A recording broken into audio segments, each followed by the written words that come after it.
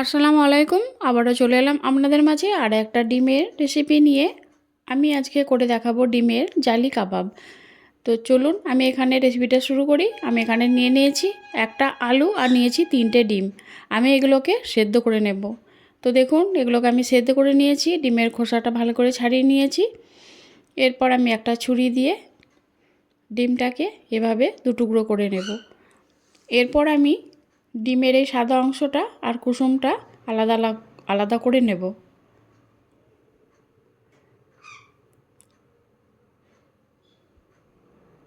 আলাদা করে নিয়েছি। এরপর আমি এখানে একটা ছুরি নিয়ে ডিমের সাদা অংশটা টুকরো টুকরো করে কেটে নেব। আপনারা চাইলে এই কাজটা গ্রেটার দিয়ে গ্রেট করে নিতেও পারেন, তবে আমি ছুরি দিয়ে কেটে নিয়েছি কারণ খাবার সময় এই ডিমের ছোট অংশগুলো মুখে পড়লে ভালো লাগবে খেতে। এইভাবে ছোট ছোট টুকরো করে কেটে নেব।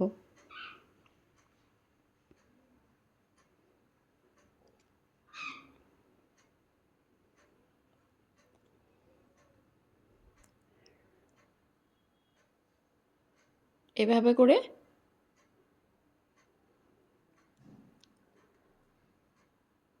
কেটে নেব। তো বন্ধুরা, এর মাঝে আরেকটা কথা বলি, যারা এখন আমার চ্যানেলটা সাবস্ক্রাইব করেননি অবশ্যই আমার চ্যানেলটা সাবস্ক্রাইব করে আমার পাশেই থাকবেন। আর ভিডিওগুলো ফুল ওয়াচ করবেন, দয়া করে কেউ কেটে কেটে দেখবেন না। একটা আমি এভাবে ছোট ছোট টুকরো করে কেটে নিয়েছি ডিম। পরের ডিমটাও আমি এভাবে কেটে নিয়েছি। মোট 3টে ডিমকে আমি এভাবে করে কেটে নিয়েছি আর কুসুমগুলো একদিকে করে রেখেছি। এরপর আমি যে সেদ্ধ করে রেখেছিলাম আলুটা একটা গ্রেটার দিয়ে গ্রেট করে নেব।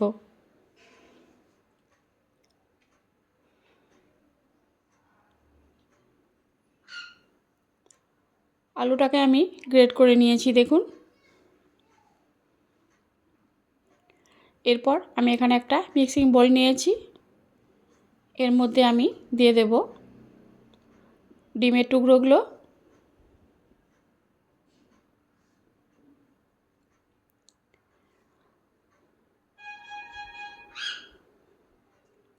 এরপর আমি এখানে যে কুসুমগুলো আলাদা করে রেখেছিলাম ডিমের, সেই কুসুমগুলো এভাবে হাত দিয়ে একটু ভেঙে ভেঙে এর মধ্যে দিয়ে দেব।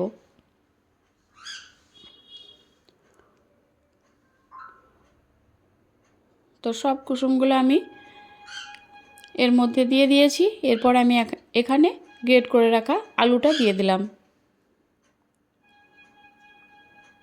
আলুটা দেওয়া হয়ে গেছে।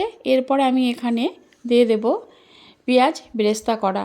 আমি এখানে 3টে পেঁয়াজ নিয়েছিলাম মিডিয়াম সাইজের। পেঁয়াজটাকে আমি বেরেস্তা করে নিয়েছি, এর মধ্যে দিয়ে দিলাম। এরপর আমি এখানে দিয়ে দেব 1 চামচ লঙ্কা গুঁড়ো, 1 চামচ জিরে গুঁড়ো, স্বাদ মতো নুন,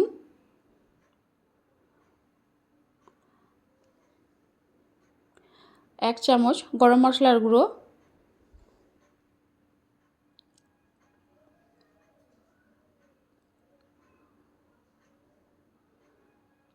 দুটো কাঁচা লঙ্কা কুচি, ধনে পাতা কুচি,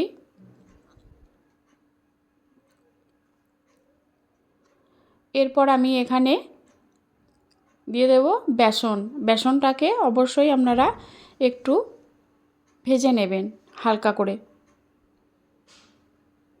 বেসনের পরিবর্তে আপনারা চালের গুঁড়ো দিতে পারেন, তবে চালের গুঁড়োটা দেওয়ার আগে একটু ভেজে নেবেন।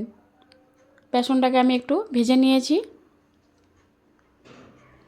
তাহলে বেসনের যে কাঁচা গন্ধটা থাকে সেটা থাকবে না। এরপর সবগুলো উপকরণ আমি হাত দিয়ে এভাবে করে মেখে নেব।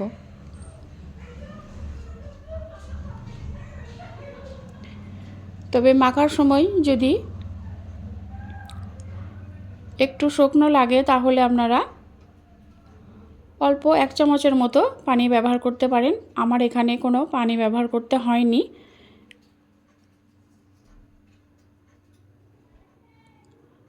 আমি এখানে পানি ব্যবহার করিনি।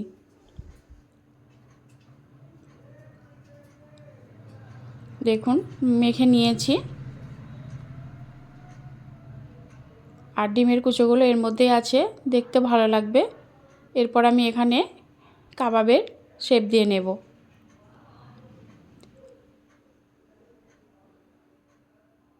এরকমভাবে দেখুন, এইভাবে করে কাবাবের শেপ দিয়ে নেব।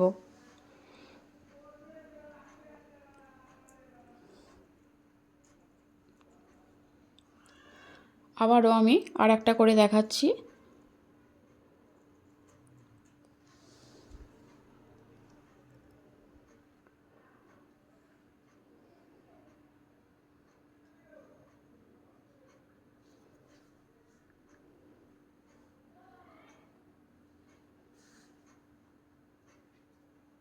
এভাবে করে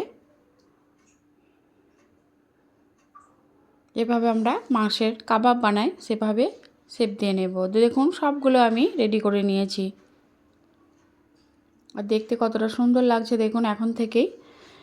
তো সবগুলো আমার রেডি করা হয়ে গেছে। এরপর আমি এখানে আর একটা মিক্সিং বোল নিয়েছি। এর মধ্যে আমি দিয়ে দিয়েছি 2টো ডিম ভেঙে, দিয়ে দিলাম পরিমাণ মতো নুন। এরপর একটা কাঁটা চামচ দিয়ে আমি ডিম দুটোকে ভালো করে ফেটিয়ে নেব।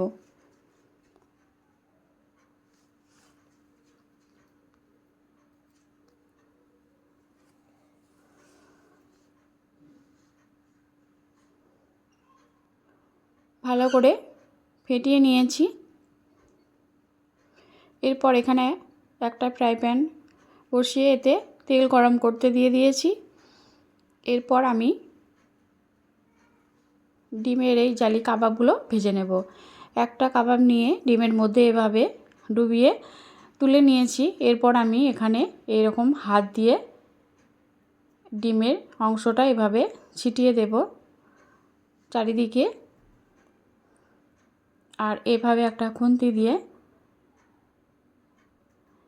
এগুলোকে কাবাবের উপরে চাপিয়ে দেব। দেখুন দেখতে কতটা সুন্দর লাগবে।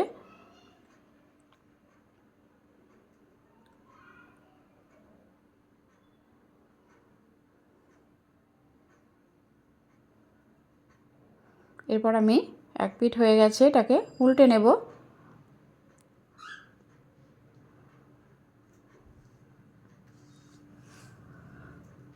তো ওটা হয়ে গেছে আমার, তুলে নিয়েছি। আবারও আমি আর একটা দিয়ে দেখিয়ে দিচ্ছি। দেখুন এইভাবে হাতের সাহায্যে আমি ডিমের যে অংশটা ফেটিয়ে রেখেছিলাম সেটা এর মধ্যে এভাবে করে দিয়ে দিচ্ছি। তবে আপনারা হাতের পরিবর্তে এটা ছোট বোতলের মধ্যে ভরে ছোট ছিদ্র করে এভাবে করেও দিতে পারেন।